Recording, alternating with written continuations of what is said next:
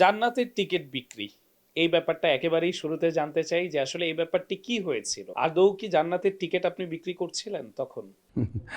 এটা অত্যন্ত আ ষড়যন্ত্রমূলক একটা প্রচারণা আমাদের একটা দলের। বর্তমান সময়ে যারা জনগণ থেকে বিমুখ হয়ে গেছে, বিশেষ করে ঢাকা বিশ্ববিদ্যালয়, রাজশাহী বিশ্ববিদ্যালয়, চট্টগ্রাম জাহাঙ্গীরনগর বিশ্ববিদ্যালয়। এরপর তারা আসলে এগুলো শুরু করেছে। তো এই শুরুটাও সাধারণ মানুষের কাছে ইতিমধ্যে এটা অগ্রহণযোগ্য হয়েছে। বিপরীত পক্ষে আপনারা সাংবাদিক সচেতন অংশ নিশ্চয়ই খেয়াল করবেন যে তারা একই কথা তারা খুব আ স্পষ্ট করে বলে। সেটা হচ্ছে যে জিয়াউর রহমানের নাম নিলে মোটামুটি জান্নাতে চলে যেতে পারবে। একই কথা তারা বলে যে বিএনপি করলে জান্নাতে যাওয়ার সুযোগ আছে। একই কথা তারা বলে তাদের কোনো এক প্রার্থীর ঘরকে তারা মক্কার সমান মনে করে। দেখেন সালাউদ্দিন সাহেব একা কোনো এক মাঠে নামাজ পড়তেছে। কোনো দরকার ছিল না। নামাজ তো মানুষ বাধ্য হয়ে যদি কোথাও পড়ে, তো সেটা সবাই আশপাশে দাঁড়িয়ে আছে। সেটা ভিডিও করতে হচ্ছে। সেটা দেখাচ্ছে লোকদেরকে। আবার পাশাপাশি আপনি দেখবেন যে এখন খুব ভাইরাল আছে। আমি শুনলাম কালকে এবং খুব আঁতকে উঠলাম যে ধর্ম ব্যবসা এবং মানুষকে বিভ্রান্ত করার জন্য ধর্মকে কীভাবে কাজে লাগা যায়। শহীদ প্রেসিডেন্ট জিয়াউর রহমান নাকি কোরআন শরীফে বিসমিল্লাহ সংযুক্ত করছে সে। মানে বলতে গিয়ে আসলে এরা হিতাহিত জ্ঞান হারিয়ে ফেলছে। এদের সাধারণ কোনো জ্ঞান আছে বলে আমার কাছে এখন মনে হয় না।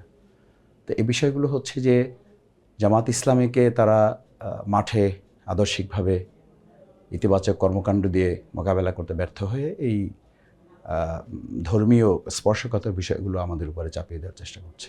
যদি আপনি দেখতে চান, আমি এটা একটা আমার প্রিয় বাউফল। বাউফলে আমার যখন গণসংযোগ ছিল, আমার একটা ইউনিয়ন আছে। ইউনিয়নটা হচ্ছে চন্দ্রদ্বীপ ইউনিয়ন।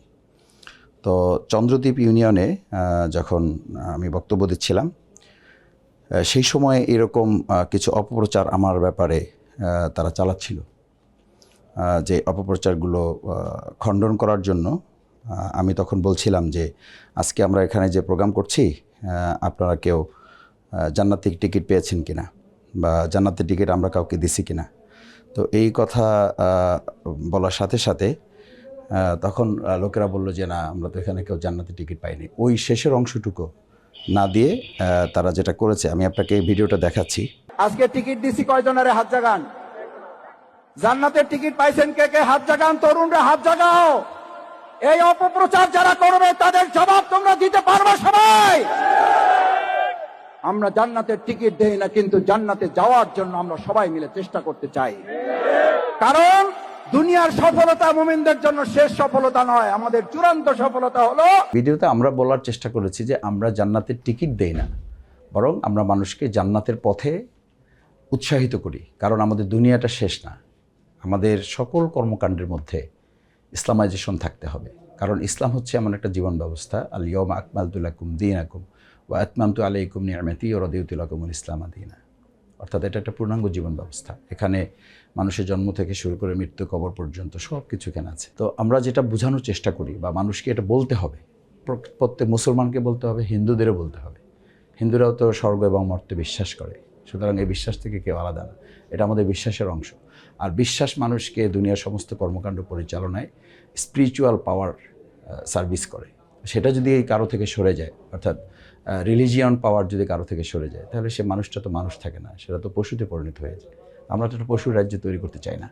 সেজন্য আমরা আমাদের সমস্ত নির্বাচনী প্রচার প্রপাগান্ডায় আমরা এটা বলার চেষ্টা করি যে আপনার দুনিয়ার সফলতা, আপনি যে মতামত দিচ্ছেন, যে ভোট দিচ্ছেন, ভোটের উপর ভিত্তি করে আপনি একজন ভালো মানুষ নির্বাচিত করবেন, সে ভালো কাজ করবে। এটাও ইসলামের বিধান, রাসূল সাল্লাল্লাহু আলাইহি ওয়াসাল্লামের পরিষ্কার বক্তব্য। ভালো মানুষ নির্বাচিত হবে, সে ভালো কাজ করবে, সমস্ত ভালো কাজের সওয়াব আপনি সাদাকায়ে জারিয়া হিসেবে পাবেন। আপনার ভোটের মাধ্যমে একজন খারাপ মানুষ নির্বাচিত হবে, সেই খারাপ কাজের ফল আপনাকে ভোগ করতে হবে।